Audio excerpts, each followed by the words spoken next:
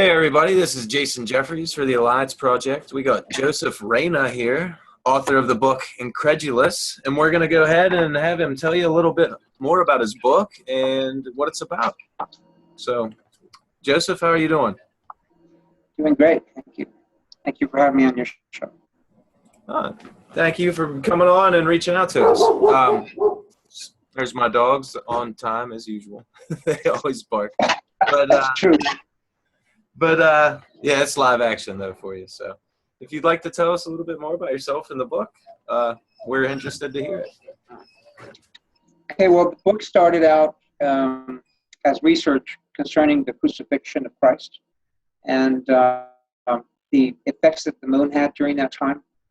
According to a physicist who looked into it, the reports were showing that the moon had left orbit that night. There were reports of legends of it. In Asia, the moon was rising and then went down because Passovers are held during full moons.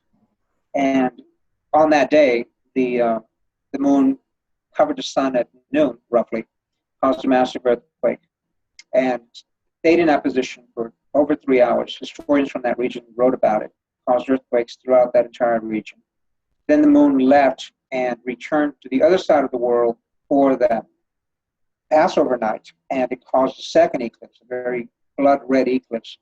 Having caused 2 earthquakes, it would have been very red from the dust in the air. But it fulfilled the prophecy in the Bible about Joel and the sun growing dark at noon, the moon being turned to blood. That's why when Peter repeated that during the Pentecost 50 days later, 3,000 people who had been there and witnessed it realized what it meant. It was one of the last signs that this was their Messiah.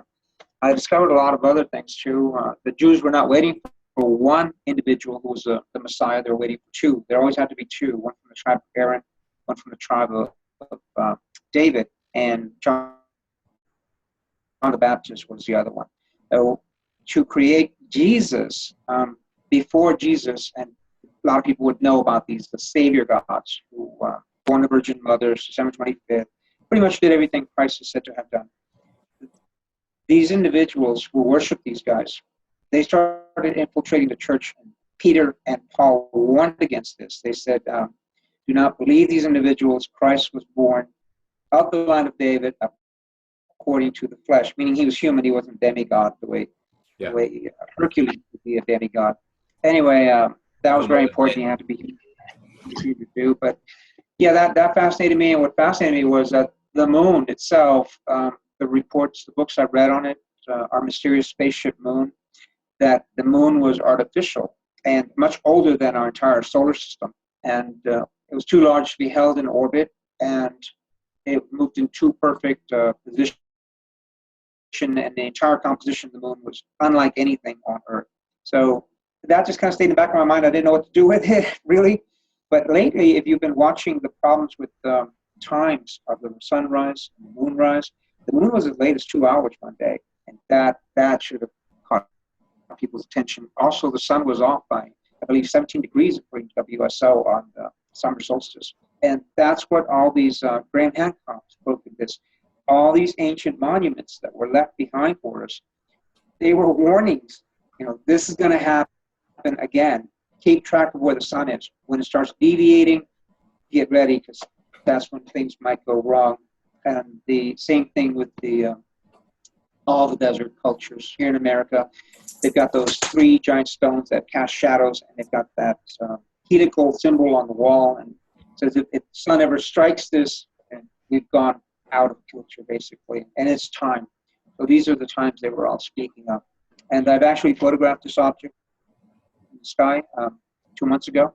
I was in Blanco, Texas, the day before my book was released on June 12th, and I took a picture of it as the sun was setting. There was a video on YouTube. This guy has some blue sunglasses, the ones with blue reflective material. Yeah. And he said, look, I'm going to show you. You could see there was nothing. You couldn't see it in the sun, but as soon as you put the sunglasses there and put the camera behind it, it was there. And I've got some really nice glasses with the gold equalizer. Couldn't see it with that. You could only see it with those blue ones. I've got the lens, the welding lens protectors. I couldn't see it with that. And I moved the camera in all directions to make sure it wasn't some sort of glare, and it was not. And it matches where everybody else has been seeing at about 10:30, 11 o'clock for that time period. I know there's other objects up there, and they only shine when the sun hits them at the right time. I thought I would be shocked. I really did when I actually got to see it. It was a little bit of shock. I think I was laughing a little bit hysterically for a while because it was like, holy crap, it's real. There is some information, though, in an encyclopedia called the New Illustrated Encyclopedia of Science and Invention. I don't know if you've looked that one up. Most universities have a copy of it in Book 18, page 2488. It has a diagram of the Pioneer satellites. Mm-hmm. These Pioneer satellites were launched in opposite directions, and they had the helium-3 telescopes on board, and they were able to detect this object. It was a billion miles out of Pluto back in '83 when they took that picture. And Voyager as well. Voyager as well. I wanted to add that. We have a little lag here, so I'm sorry. The Russians, I haven't been able to track that one down. One of their satellites picked it up as well. It was out in that region. They actually picked up the planet. They were very close to it by accident.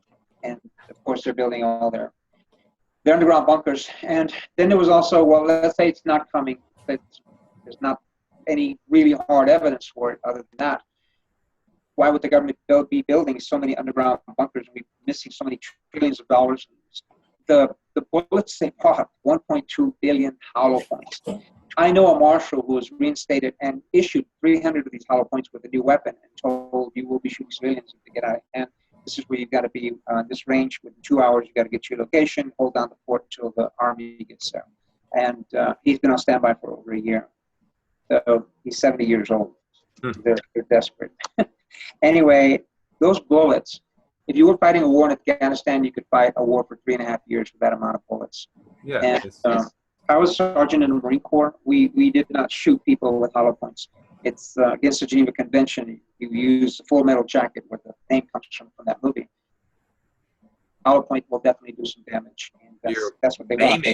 You're maiming people at that point. You're not injured. You're not killing them. You're maiming them. And yeah, I mean, you may kill, but your intent is to hurt them. You know. Yeah. And anyway, so all that points to this direction, and I do hope it shows up in the sky soon. I really do. A lot of people are expecting it to be visible by August, because as soon as it shows up, Cliff has research with WebBots, and they've been getting he's been way off lately, poor guy. The timelines are shifting too fast. And I was talking about shifting timelines about a year and a half before anybody else. I started hearing it on the web. I was talking to friends of mine. I'll give you an example of a shifting timeline. It's like a railroad track. We're going down to San Francisco or toward the West Coast on this railroad track. And then the rails are shifted, the lines are shifted, and we go on a new rail. Now we're heading up further up the coast. Like a time paradox. Right. Well, when Obama got elected, that night he got elected, it felt strange. It was a weird electrical sensation in the atmosphere. It didn't feel real. It didn't feel like it had happened. It was just a weird disconnect. That was a time shift and a shift in our timeline, because they had fooled most of the world, not just Americans, but the Muslim world and several other world countries who honestly had hope and believed things might really change. You can't do that to humans. You can't give them hope, because when you do that and their minds unite all at once on live television, frequency, it amplifies, and it just raises and strengthens the electromagnetic field of the earth that they would have been able to measure. It would have been incredibly more powerful. And when you do that, the timeline shifts. So now all their great projects and plans don't seem to work. Ebola, none of that works anymore. And I discovered that these things are what are fascinating the off-worlders with humans. How can humans do this? This is the power of a god. You know, they don't have those powers. And I never understood. I thought being telepathic, being in their cultures was great.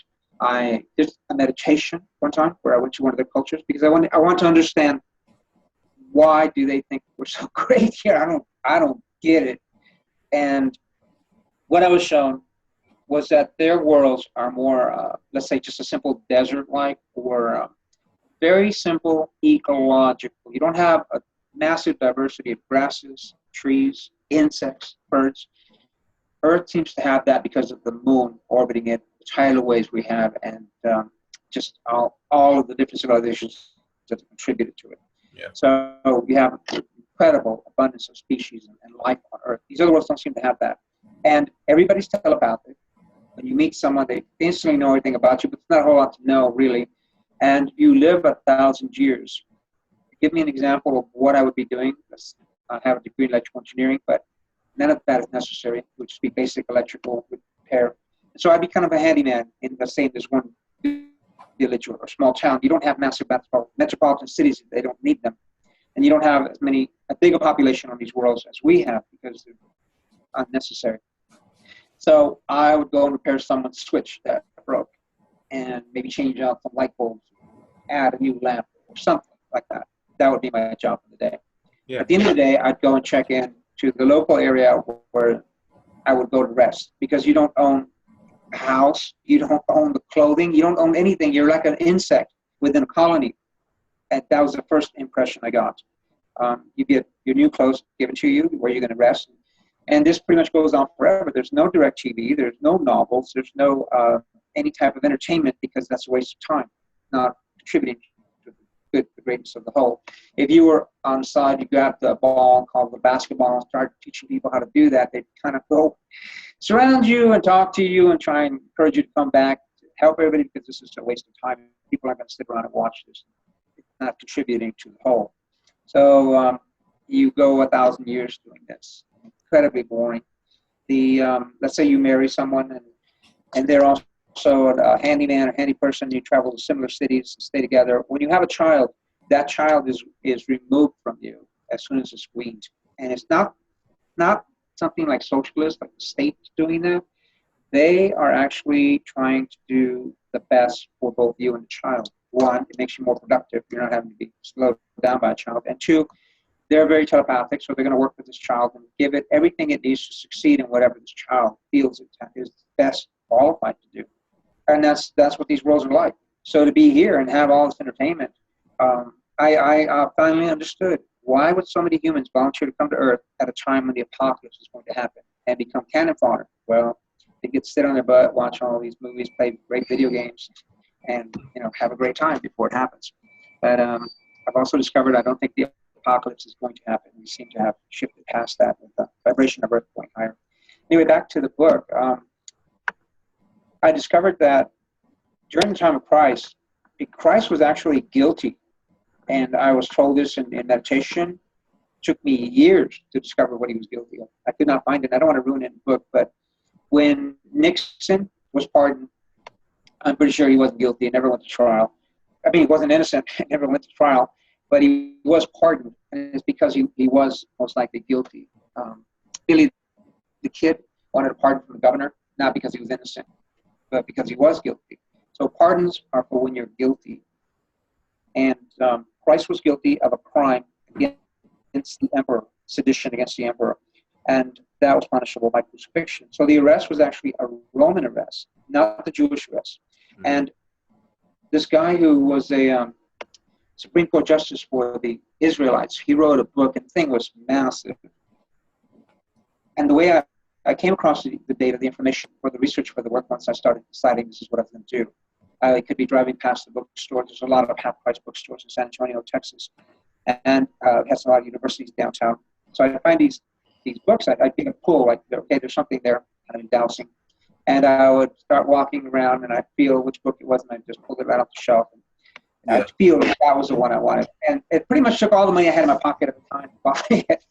And after I bought it, I would have spent a lot more money if I knew what was in that book. But this guy was really dry reading, like reading the IRS tax code. So I started closing my eyes, just running my hands over the pages. And later I saw this in the movie Constantine where that guy's going to the newspaper. Mm-hmm. And eyes don't flutter or anything like that. I just kind of get a tug. And then I'll open my eyes and read, and then I'll highlight all that area, put it into my notes, and mark the page down. And what I found out, what he was saying, was that why would they follow every single law they had? Why would they, if they were trying to railroad Christ, why would they be following all the laws as strictly as they could? The false witnesses. He explained what a witness was. Back then, they didn't have police officers to arrest people. You did it as a witness. as a witness, you would see someone doing something wrong and you had to stop them. I think you've got this wrong. You might want to check your source again. If you continue doing it, now I've got to take you before the priest, and they'll straighten you out a little bit, explain to you what you're doing wrong. Because I believe you're doing it wrong. I can do it by myself. I have to have a second witness who saw this. So now you come with us, we take you, and we explain to the priest what's going on. You actually get 30 pieces of silver for our trouble. There's it's just a small coin, less than lots of wages. And these particular witnesses, they each said something similar, but it was different. Now, if they did not both hear him say it on the same day, at the same location, about the same subject, then they're considered false witnesses because their testimonies don't match up perfectly. They weren't lying. The testimonies didn't match, so they couldn't be used. And you need to have two witnesses to make the conviction. During the arrest, this particular individual who wrote this book said that it was a Roman arrest by a Roman tribune with a cohort under his command. And cohort today means like your gang of buddies, but the Roman legions were broken up into 10 cohorts, 6,000 men, 10 cohorts, 600 men apiece, each commanded by a tribune. So one tribune with 600 men was what arrested Jesus. And the only Bible that mentions that actually has the word tribune with cohort, that I know of right now, is the Catholic version, the one translated by Jerome. The Catholic, just not to interrupt you there, but the Catholics seem to have their own, almost rebellious against what's going on, their own little sect of, truth in their own way when you're looking at it. Because I know a lot of people in the Catholic community that seem to follow Planet X, Nibiru, Wormwood, and they're very open-minded, and I don't know. So you have something there, but go ahead. Yeah, and the book that Wormwood is mentioned in the Bible, it's called The Destroyer by Jeremiah. The planet that was destroyed on the side of Jupiter, that's mentioned in the Bible, that was destroyed by a dragon, and this planet is called a dragon. And the word dragon is actually a corruption of the Semitic word Dagon, which means the dwelling place of God. And that's where the Annunaki lived, so that was the dwelling place of the gods, and it was like a big red giant dragon. The constellation in the sky. Yeah. When you look at a lot of the cultures, they talked about it because when they were, from their perspective, I believe they had 14 constellations if they were on Nibiru, but we had 12, and theirs would be the 13th when it came close enough. And it was very interesting to see all that the confusion in the different cultures, but it came to light as you start to do your research. But yeah, I'm really interested in your book. I'm gonna have to pick up a copy, actually. Thank you. So it turns out that this tribune arrested him, but he needed a witness, someone to identify Christ. And there are, in the Quran, it mentions Judas. It mentions Jesus and Mary far more than the Bible does. Yeah. It says that Judas looked a lot like Jesus in mannerism and speech. And in the Gospels, when they start naming these disciples, the first two Gospels, written about 30 years before Luke, they mention only one Judas. But after the resurrection, there was another Judas, apparently, who didn't kill himself and was doing all these miracles. So they had to add a second name of Judas to the list of disciples at Luke. And that was Judas. He didn't kill himself.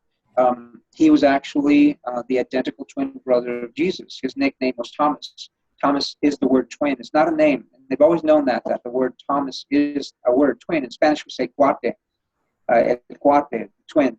And other cultures say the same thing. Anyway, Didymus means the double or the duplicate, and this twin was called double or the duplicate. So right away, if you do your math, you realize you're missing a disciple. If Judas was also Thomas. If you remember when supposedly Judas had killed himself, Jesus appears to the disciples. Thomas isn't there. Well, Judas has touched the body, a dead body, because he helped identify Christ and helped get him up across and stuff. So he's got to do a cleansing for 7 days. He can't return until the 8th day, and the 8th day is when Thomas comes back.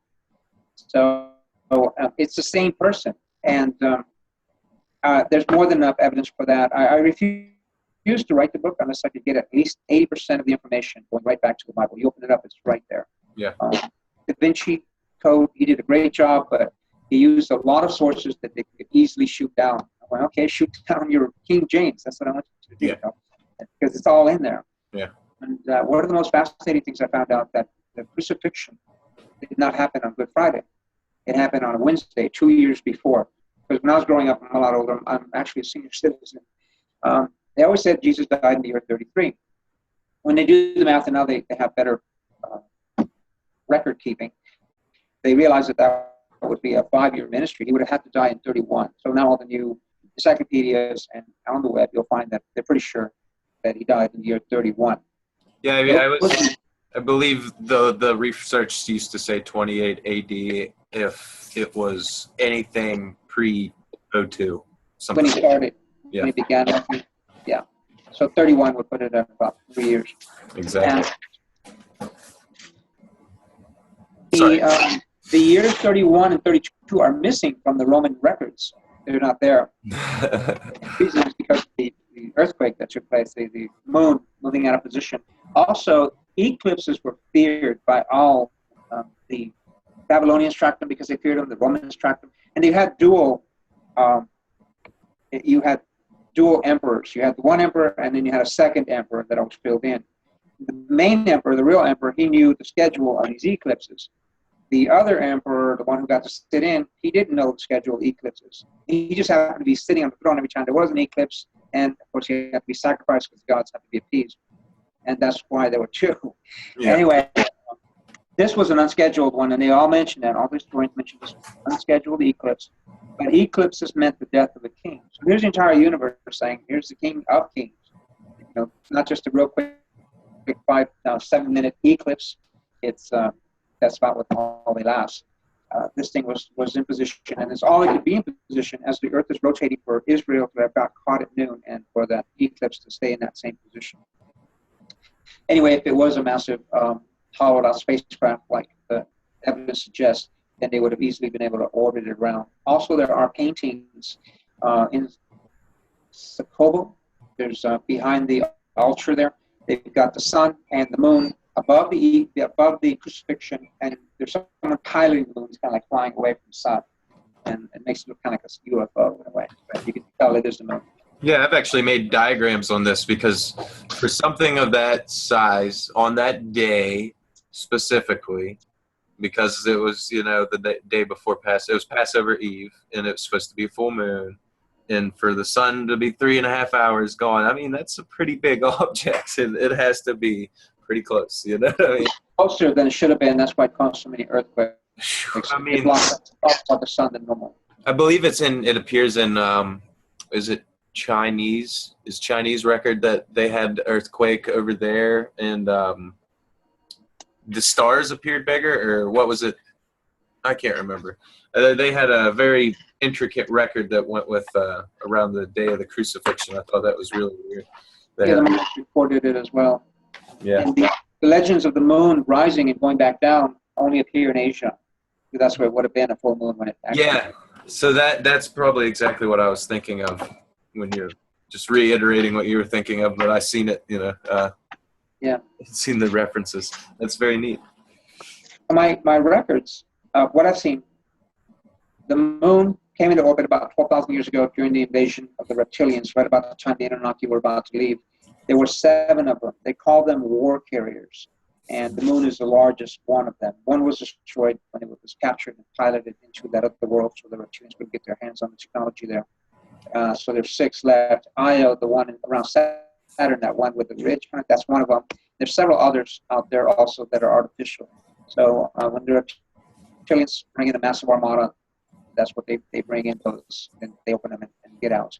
And because they protect their DNA from change so much, like the shockwave that's coming, inside the moon there's a core that's 22 to 25 miles thick, solid iron. So that will protect them from this synchrotronic radiation that's changing our DNA right now. Yeah, it'd have to be that thick just to almost equate the pressure, because if it wasn't made out of diamond or titanium or some alloy that we didn't know, they would have to make a really thick, solid steel wall. That's it. Period. And you look at the damage on the moon. It only goes so deep. Think about that.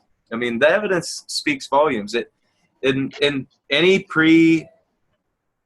culture before that, even with when they didn't really have references or maybe written records, but they had, verbal, the ways they passed on information. They didn't speak of the moon before about, I think, 11,800, 11,900 years ago, roughly. And yeah, you're right on. All your research is kind of matching and syncing right up with mine. So it's great to. I have a friend who has a tremendous amount of memories of being in Atlantis. She's kind of very fond of that. And I took her aside one time. I said, "This is really important, really important. I need you to close your eyes. I need you to focus on your memories of Atlantis. Do you see the moon?" And she says, "I see a moon, but I know it's an artificial 5-mile moon." And then her eyes open and her mouth dropped. She goes, "There's no moon." And so she thought maybe she'd been hallucinating all this. And said, "No, there was no moon. You're okay." Yeah. It was, when you really think about it, well, what I was trying to explain in a previous conversation I had was, I believe their civilization, when they came here, they were kind of the rogues. They ran and they were having a falling out, and they did either a false landing on Tiamat or whatever, but it became destroyed. Marduk destroyed it and quarantined the earth, essentially, is the way you look at it. And that way the rogues, the fallen ones, the ones who were cast down, however you want to look at it, kind of were trapped here, essentially, and tried to rebuild their technology. That's exactly what happened. It's a little different than that, though. The large planet was destroyed. Earth was formed on it. Tiamat, right? And we were formed from, kind of like plate tectonics. That's the way that was still intact. Yeah. You don't see those on any other planets, so that's definitely a huge point, because you could think about it. You could date the objects on the surface, but that wouldn't have anything to do with the age of the formation of this ball of matter. Yeah, right. Exactly. The dinosaurs, where they were on that world, the bigger world with far more oxygen, 50% oxygen on it than we have. Brilliant. I never thought of it like that. See, when I always thought about people, the evolution of birds, why do they get wings? And that was always the problem. Like, how do they get these wings, man? Like, what's making them just jump off cliffs or whatever? And then you think, well, wait, they were just kind of like the fish of the sky. The mass or the gravity wasn't as heavy at that point, maybe, and they were kind of swimming through the air, essentially, and the birds the fish swam through the denser water.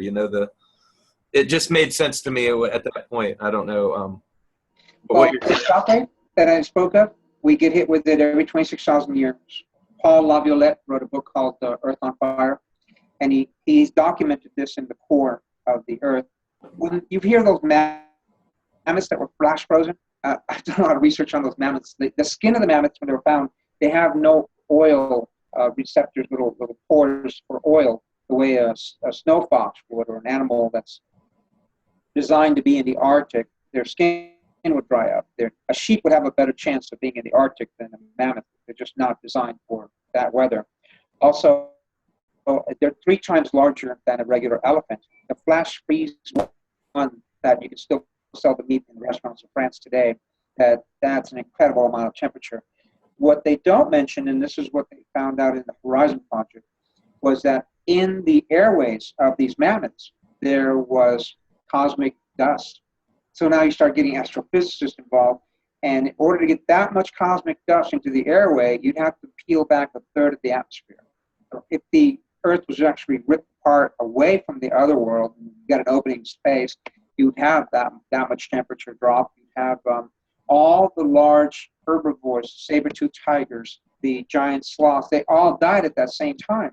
32 species of the direwolf, all these really large, and then you've got the black mat that covers most of the world, especially the North America side. I mean, all the Americas. It's a layer of soot that just everything was burned from one end to the other, and it's dated back about that time during that destruction.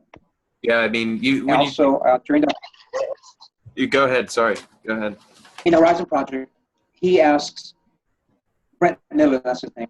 He asks, what evidence do you have for continental drift of Pangea?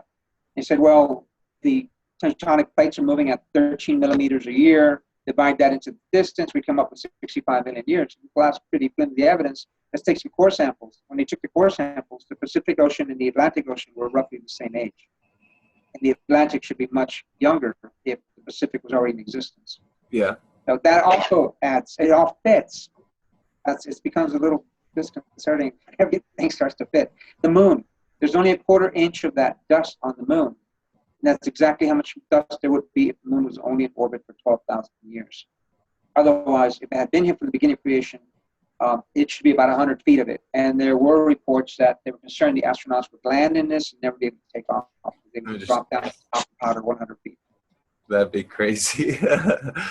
Yeah, when you think about it, all the evidence adds up. I mean, think about the ancient and even modern accounts of fish raining down from the sky, and they try to explain it away with, rainstorms, this and that. But when you really think about it, that would make sense. Like, these things are just kind of falling in from the old debris when we get closer, or things like that. Even the stuff that's already here, the mammoths, like you were talking about, they had vegetation in there and they were feeding the flesh to their sled dogs. It was so fresh when they found those things. It's amazing to really think about it, and it all ties together. It's also, Tiamat was a water world. Yeah. And the oceans now, that's why you find cities 2,000 feet underwater that are, they're these massive pyramid cities completely intact. It's not debris, it's just cities completely submerged off Cuba. National Geographic videotaped it back in 2003. It's never been released. In 2005, they videotaped the Bosnian pyramids. That's never going to be released. I've spoken with Samir, the guy who discovered them, and he's doing the work on these pyramids in Bosnia. They also date back to that time, 12,000 years. And the 1 meter of dirt covering it, that's 12,000 years of coverage. But he has some photos of the ones in Mexico. And those were covered with dirt on one side, like the wind had been blowing them. They got trees growing on that side. They've all been cleaned up now. And the blocks, they were able to prove this guy came in from Egypt. He has a huge title. I mentioned in my book. But he discovered that these stones that the pyramids of Egypt were built with are not quarried. They're not cut from the quarry. They're much harder than the quarry. They're actually concrete. And it's a special form of concrete. They've been duplicated. It's harder than stone. It has zero porosity. We cannot build that kind of concrete right now. Bridges would not expand and contract if we could. And all the pyramids were built with that same technology, the one in Mexico and the one in Bosnia and the one in China. We could probably examine that one. Yeah, when you look at the evidence of that, you would. I'm in carpentry work, and if you had asked me how would I build the pyramids today, I would tell you I'd do it with concrete. I would grind up the limestone and I'd make concrete, and it's easy. That's the easiest building material to work with in the area. So the walls would be nice and smooth when you're finished. Exactly, and it'll be perfect, and you'll be like, how did he do that? Because you formed it off the blocks beside it. You could even start at the top. That would make sense. You know what I mean? You could start at the top and just with your forms work that way, and you wouldn't need a base stone to start with. Things like that. There's all kinds of things. When you look at the work that it took just to get the plane of the Giza Plateau flat and the work done below the pyramids, it's just as much as it takes to go above, and if not more. And it's amazing. I'm not sure if it was Graham Hancock who mentioned the location of the pyramids on Earth, but this individual, they mentioned, what if these things were like acupuncture needles and weights to balance out the Earth, and they're placed in certain locations? Well, if they were built 12,000 years ago and the Earth was ripped apart from Tiamat 12,000 years ago, then it makes sense that, yeah, these are kind of like balancing points to keep the Earth balanced plus the energy points. That also fits, and it's like everything. It's all the alignments of all the buildings they put together for the rising of the stars at that time. Everything fits. Yeah, I feel like as soon as we got technologically and scientifically advanced far enough that we were coming into this, this new age of enlightenment, these new energies with our brains. It's just like, it's amazing. We're starting to really see the bigger picture, and I feel like that's why they're so controlling right now and doing this whole push for martial law and everything that we just discussed with them, buying all these boats. They're scared. Essentially, they're doing every backup plan they can because they know we're coming together and we're uniting. They don't want us to have weapons in our possession when they finally tell us it's objects in the sky. Yeah, exactly. The funny thing is I seen a picture from Switzerland from it was 812, 813, and 814, and I was watching the webcams, and this huge object lights up the whole sky there for about 2 hours at the same time, 3 nights in a row. I copied it with a stellarium and solar system scope. It wasn't the moon. Anything in that direction, it was amazing. It was coming right between Pisces and Sagittarius. So I put it on there. I was hoping other people could kind of find out what it was, but it was really neat to see that. Going on with all those rituals they had in Switzerland, all the gold's there. They got CERN there. I mean, shoo. But yeah. Also, what I found out about Christ was there is a connection between the Annunaki and that religion. If you take the name Yahweh, it's all consonants, and you fill in the vowels, then you flip it backwards and remove those vowels, and you have the words where they're at, and then you read it Annunaki by adding the consonants in Aramaic backwards. So it's kind of like a code, you just reverse it. And one thing that I found that was fascinating, Jesus said that in the end of days, the book of Daniel would be unsealed. Actually, I think it was Daniel said it, but Jesus mentioned it also, that the book of Daniel would be unsealed. And this guy figured it out. And to get his book, it took nearly a year and a half. And I had to keep going back to Barnes & Noble. Where's my book? And, reprocessing everything, trying to get it back. Finally got it from this guy. Never seen it for sale anywhere. I think he was self-published. What he figured out, though, was that the book of Daniel can be read backwards. If you understand Hebrew, it's all consonants, just one after another. There's no periods, there's no question marks. It's just all consonants, a string of it. Yeah. So if you put everything in reverse and read it, then it reads perfectly normal, only it's twice as long. And it reads in these short little compartmentalized sort of poems that all fit in one with the other, kind of like the prodigal son. Before you get to that, you're talking about the 100 sheep, one takes off, you got to go look for it. And then the woman who had the 10 pieces of silver lost one, cleans up the house, and then you get to the prodigal son. So it's kind of like that all the way through. In the middle, it names the Messiah. It says his name shall be Yeshua, who was Jesus. And you can read it. And so it's been broken. It's not even a code. It's just exactly written backwards. Yeah. Who has the technology to write a book forward and backward? Well, that is a code when it is written properly, and just like that, like you said, it's the whole thing's a codec. Look at the chapter of the whole book of Revelation. The whole thing is a complex codec. But Daniel, you're saying it's basically, I'm trying to think of the word, anagram. It's when you can actually read it front to back and have two different meanings, but kind of go together, I guess you could say. Right, I know what you're talking about. Yeah, there's a couple of terms of that, but that's a code. That takes, it's brilliant when you think of the IQ it would take just to think of something like that. So to say it wasn't, these beings, I believe there's an intense connection with the Anunnaki. And if you look at it in that sense, it's almost like a battle plan when you think about it, when they're telling you these dates and times, and we just have the charts. We're just now getting access to astrological charts and things that were like godlike 2,000 years ago. So, yeah, it's the time is definitely near, I believe. I'm a firm believer.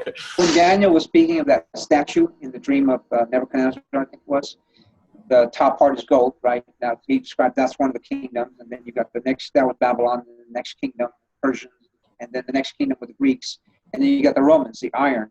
But down in the feet, which are two capitals, and now we have two capitals. Everybody says, the U.S. is not in the Bible. The U.S. is the beast. What are you talking about? Who is like the beast? Who can war with the beast? Beautiful on the outside, corrupt to the core on the inside. And now we got our two capitals, Washington, D.C. and Denver. And anyway, the feet, it says, are iron. And it's describing all these nations of men. And they're the metal. But the clay is not men. The clay is different. And in that chapter, it's like chapter 2, and he says that the clay, it's not men. They're mingling themselves with men. They shall mingle their seed. Shall mingle themselves with the seed of men. So if you take these abductions you're getting now with the Greys, and they're taking human seeds and they're mingling them with their DNA, that's exactly what he was talking about. And that's only been happening in the past few decades. Yeah, I believe the whole thing, when you look at how many, there's even astronomical positions and alignments, and it's all going in sequence. You know, you can't say, even the tetrads, and then when you look at it, that there could have been like 5 or 6 they weren't really blatantly talking about. You know, there was 4 definite, but they could have been alluding to 5 or 6, you know, impartial blood eclipses and things like that. And I just think that it's amazing how it falls right through the signs. Like I said, I kind of look at it like a battle plan, almost like a plan for control when you think about the Anunnaki and what they were. And you read all these cultures talking about the dark archons, and, you know, Marduk doing deals with these beings that weren't of Anunnaki or of humankind and things like that. And you look at what's going on, you start to see the bigger picture. I mean, I've actually encountered these archon things, and they're not. They can be attached to you, and unless someone was doing a scan on you, just their hands work on it, they wouldn't feel it unless they were looking for it. And another thing I've discovered is the information I was giving you earlier about the Lord's canon, humans having come back in 3 waves. Not to save anybody. We weren't trying to save the world, and we weren't human. We came back to save our worlds that were being destroyed because of the reptilians across the galaxy, and to mitigate the destruction here on Earth before the apocalypse. These, I can't remember what I was talking about. Oh, Dolores Cannon. Yeah, Dolores. Oh, wow, I cannot remember. It had to do with the timeline we're on. I cannot remember now. Oh, let's go on something else. I was talking about the archons there, and that's kind of, you picked up from there, attaching themselves and scanning. And yeah, I can't remember. That's fine. We can go on. Yeah. So, what took place back then? There was a tremendous amount of political reasons for what happened, but the Romans were not cruel and corrupt the way they're shown by Hollywood. They actually tried to follow the rules. This is clearly late where Paul is about to get scourged. He said, "Is it common to scourge a Roman citizen?" Wait a minute, you're a Roman citizen, and they back off. They had laws that they did follow. That if you were a Roman citizen, of course, they didn't really apply to you. Rome, when you were Roman, you had all kinds of bennies. You get free food and free entertainment. Paul was a Roman. He was not a Jew. And there is this one bishop, and he recorded his parents' names and where they came from. And he said that Paul married into the family, the line of the Benjamins, married a woman in there, and then converted to Judaism. That's why he knew so much about the Savior gods, and that's why he didn't really trust that Christ was who they were saying he was. No, those are these ancient religions, and so he kept persecuting them. So when he finally converted, it would almost be like Hitler converting and trying to save Jews afterward. Yeah, because he really was hunting them down, and he was incredibly intelligent. You know, he stood out on both sides of the arena there. But the rules were following Christianity. The church is based on the teachings of Paul, not the teachings of Jesus. Paul never met Jesus. He only saw him for a little while. He tried to learn from the disciples. He didn't like what they had to say. And Jesus never said appoint any priest. He never said build churches and create your own little organizations. He always kept going back to the temple. And Paul didn't. Paul went and created churches, and he said select men that are above board. They got short hair and only one wife, because he wanted them to fit in with the Roman culture. What happened at that point was Rome was about to destroy Israel. Rome was bankrupt. They were completely broke. And Israel, a lot of people are not aware that when Herod the Great built that temple, that was a valley. It was a huge valley in that area. It was a small hill, the one that supposedly Abraham took his son up there to sacrifice him. And I think it was Abraham. Anyway, it had a huge valley, and it was just a big open area. So what they did, they built these massive blocks, and they can't figure out how could they get these blocks down 100 feet underground, and they're just so massive, and then pile them so high. Well, they're also made of that concrete. That's why they're shaped the way they are. And inside that area are massive rooms and passageways. This has been documented. It's been filmed. It was built that way, and that's where the Jews, because they all had to come to the temple once a year. That was part of the deal that they had to do, and they could only have one temple. They couldn't sacrifice anywhere else in the world. They could worship in their synagogue. They could only sacrifice at that one temple. And they came and gave offerings, and they could also put their money in there, like a bank, much like the church's bank today. And so they had all this silver and gold stocked up in this massive structure. So Rome wanted it, and Pilate tried to incite a riot so that he could conquer the Israelites and take over and then get a kickback. This is your share of the wealth. Well, when Vespasian and Titus finally destroyed them, their share of the wealth was a substantial amount. When the Colosseum in Rome was built by Jewish slaves, they've just recently discovered, and there's this huge block that was removed from the Colosseum, and the block has holes in it where the letters used to go. And when you reconstruct it, it states that this was a gift to the people of Rome from the family of Vespasian and Titus, and they did it from pocket change, the money they had gotten. Yeah. The Jews. And Rome minted more coins for that destruction, that defeat, than all the other battles put together. Also, Titus, when he entered the city, they created the Ark of Titus. These arks were not given to any general just because they fought a war. They had to be fighting against insurmountable odds. They had to be outnumbered and win the victory still. Now, when he attacked Israel, he had twice as many men as it took Alexander the Great to conquer the world. He had 78,000, like 30,000 cavalry, plus reserves, and engineers to dismantle the walls. So he was not outnumbered, unless you're talking about a god who took the moon and put it in the way of the sun during one of the great celebrations of East of their sun god Sol Invictus. Now you are outnumbered. Now you're outgunned, and he would have received the Ark of Titus for that. So it's really fascinating what really happened there and why Israel was destroyed. And what's fascinating, he wanted all walls apart, disassembled, completely destroyed. He had 4 noblemen assigned to that task. He had special engineers. And Hagar did not disassemble the Wailing Wall. He left it in place. So Titus summoned him, and these are well recorded. And I don't think the Jews would have recorded his information if they knew it had any evidence to back up what Christ did and who he was. Because he asked Hagar, why didn't you disobey me? Why didn't you disassemble that wall? He said, well, I think that if you don't leave this wall there for as a monument to your glory, in 1,000 years, people will doubt that Jews ever existed or that this temple was ever here.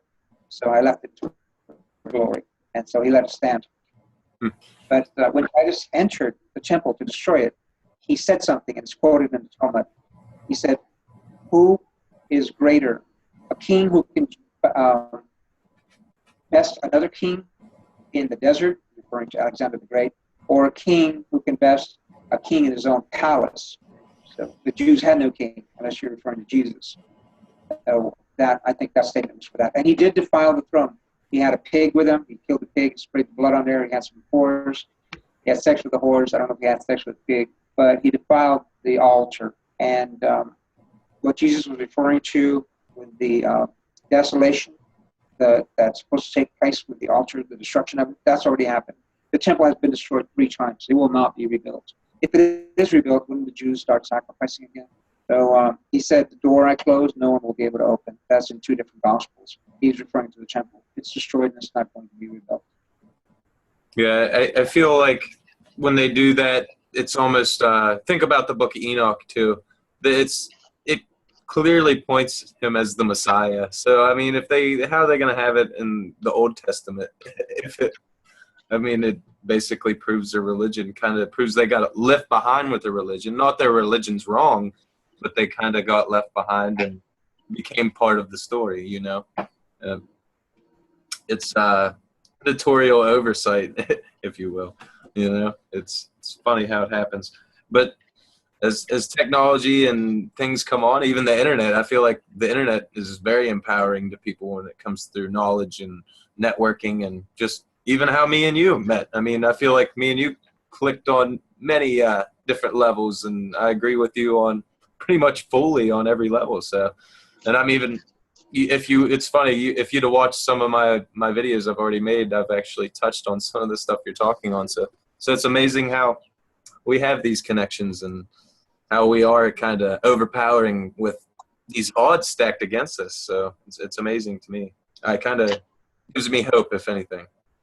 The awakening, what everybody's waiting for, there's an event that's coming, and they call it the event. That's what the Kabbalah calls it. But are you aware that they've actually broken the codes in Rennes-le-Chateau, the ones left behind by Saunier, all the codes he left behind, so that someone could refine what he discovered? It's a book. It's actually a video called Holy Blood, and it wasn't well known. I rented it. Take a look at it. I actually bought it. This video is about these individuals who are in Rennes-le-Chateau over in France, the church made famous by the Da Vinci Code, and they were trying to break Saunier's code and find out where this led. What was the treasure? What was it that he hid? And it was to do with the demon Asmodeus. Asmodeus is kind of tilted. He's kind of at a weird angle. They call him the lame demon.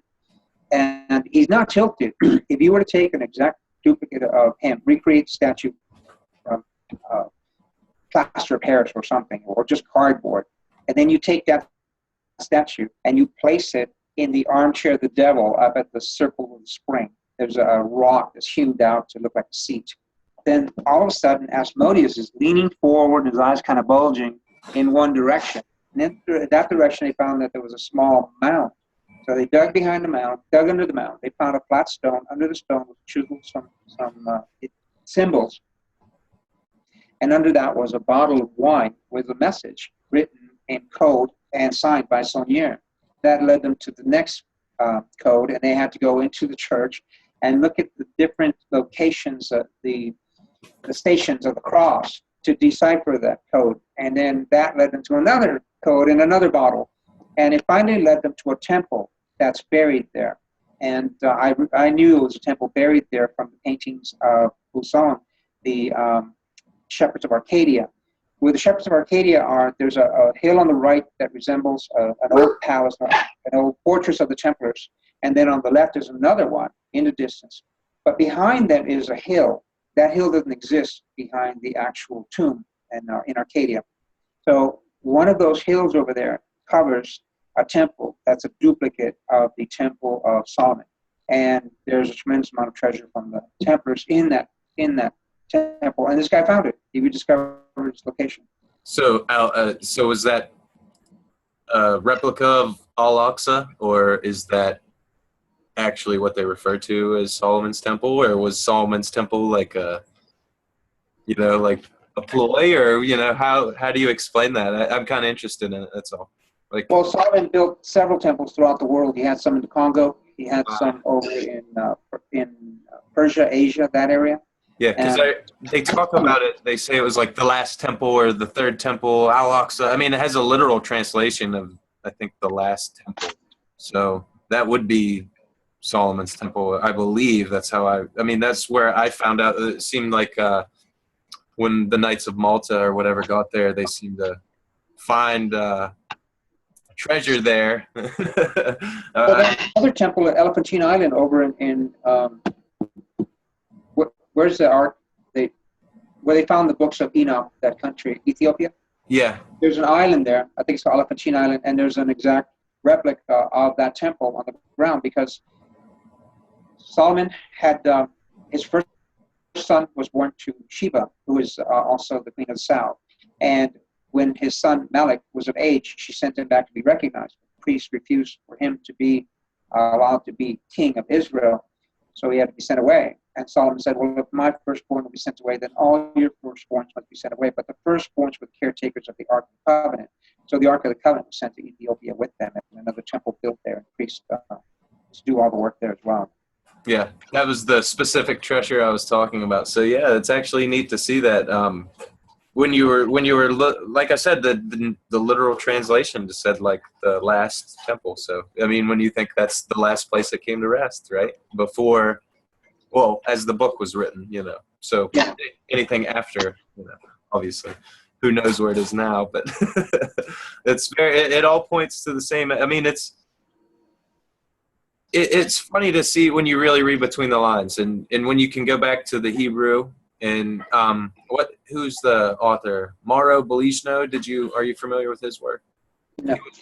He was a Vatican transfer. He was actually translator for the Vatican. He was hired by the Vatican to translate the books for him. Okay, yeah, he did the sense. Yeah, he worked with the word. It looks like a UFO. Yeah, he got fired. They eventually fired him there a couple years ago because he kind of went public with information. And they can't print the encyclopedias because his name's on them. Yeah, and he's got what he just showed basically that it says those who are cast down. That's a more accurate translation and things like that. There's in different terms. He was just showing you like the hidden we and stuff in Genesis is definitely there because if it was taken the other way, it would be described as a verb, and that usage would make no sense. I mean, how would a verb? You understand? Well, the word spirit, it's called ruh. And there's 5 meanings for it, which that's where our Bibles screw up. These guys did not understand the language when it was translated. And one of the meanings is spirit, the spirit inside you. Another meaning is the wind, because the wind is like spirit. Feel it, it can move things, but you don't see it. And then pride is one of the words for ruha. One of the meanings, a spirited horse has a lot of pride up. And then a hothead, someone who's angry, it's the power and spirit. But the last one is a weird translation. It means rheumatism. So that lady who was bent over in the spirit and touched the hem of his garment and was healed, she had rheumatism. So we really don't understand the language very well at all, and their idioms that they had. It's really amazing what you find in the words. And the word rupa, I don't remember the name of the gentleman you were speaking of, but he draws a picture of it, what it looked like, the first symbol, and it's a UFO. And it's got waves underneath it, meaning it hovered over water. This particular vessel hovered over water, and there was another vessel, he gets the name of that one. I don't remember that name, but he said if that one was following you and you ran into water or started swimming in the water, you weren't going to get an anal probe that day. That's the way he says it. Follow you. But the Ruha could move over water. And if you go back to Genesis, and it says, and the Spirit of the Lord moved over the waters. Well, translate it the way it's said. And the Ruha, the vehicle of the Elohim, hovered over the surface of the waters. They're flying over the earth, examining it. It's amazing. And instruction to rebuild it. Yeah, it's all straightforward right there. I mean, like I said, you got to just look at the words of transition. We are, like, let's create him in our image. You think like, who's he talking to? Who's we? Who's they? Who's us? And who's our? Officially. And you can tell that they tried to, if you look at the King James Version, you see that if you compare it to, because there's a lot of websites that'll compare every known version, and you can sit there and read that same verse out of every known little Bible, you see that they're really pushing to change the terminology here and there, especially with Lucifer, Morning Star, things like that. They just started changing key words, and I feel like that would be one of them if they took out we are and said like, let me create him in my image instead of, something like that. Like if they started transitioning, it'd be lost in culture forever. Well, men who've done the research on that phrase, when it says let us create, it's really more of a recreate word, but it's a specific word. And when they say love, there's like 8 words for that. One is a passionate love, one is a brotherly love, one is kinship kind of love. Well, this word to make, it's the word you would use to take something and make it something else. Kind of like you take a cat and make it glow in the dark and you patent it. Well, you didn't make a cat out of nothing. The cat was already there. You just modified it. And that's the exact wording. It was something they took that was there.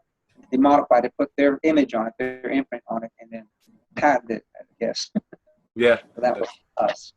Yeah, I believe that's that first species they made. A lot of them, different cultures refer to it, the Brotherhood of the Serpent, or the Children of the Elohim, or however you want to look at it. Or not, yeah, the Children of the Serpent, not the Brotherhood. Sorry, Homo Atlantis is what I call it, because you really think about it, it's like they made it too good, and it became rebellious and realized, hey, I don't need to be your slave, and blam, kind of revolted, and that was like their first mistake. So you really look through there, and it was just almost like an experiment when you look at it, and it's neat.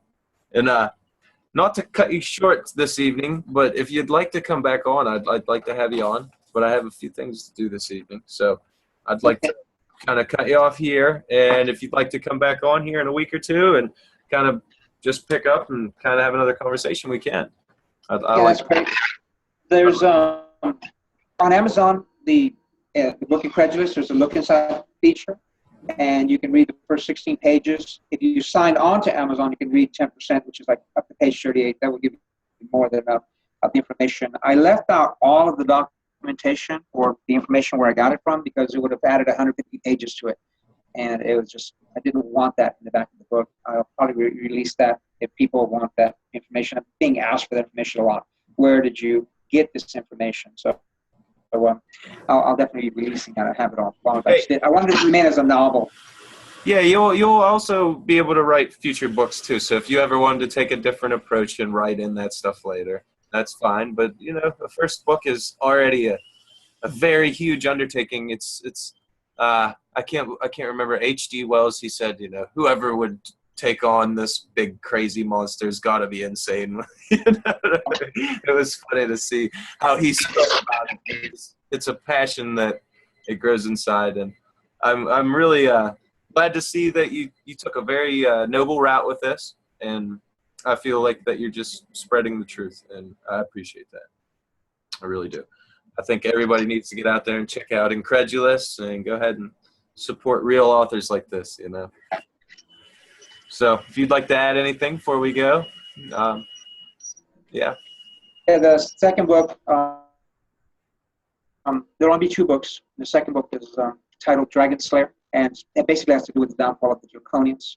The title of this book, it was going to be different, and I'm a driver. I was driving, and this word just came from a distance and hovered in front of my, over the street where I was driving, and I could read it very clearly, incredulous. I know that word. What does it mean? It means unwilling or unable to believe, difficult to wrap your mind around. So wow, that is a perfect title. That's why I chose it. That is beautiful. It's I'm actually I feel like we were kind of brought together for a good reason. So I believe that you're going to get a good response out of this. I just kind of feel it in my heart. So yeah, I hope I connect you to other people like me that are interested and definitely interested in what you have to say. So thanks for coming on, and I'll be sure to stay in contact with you here, and I'll see if I can get you on here maybe a week or two. Kind of have a conversation. Thank you. All right. It was nice talking to you. You have a good evening. You too.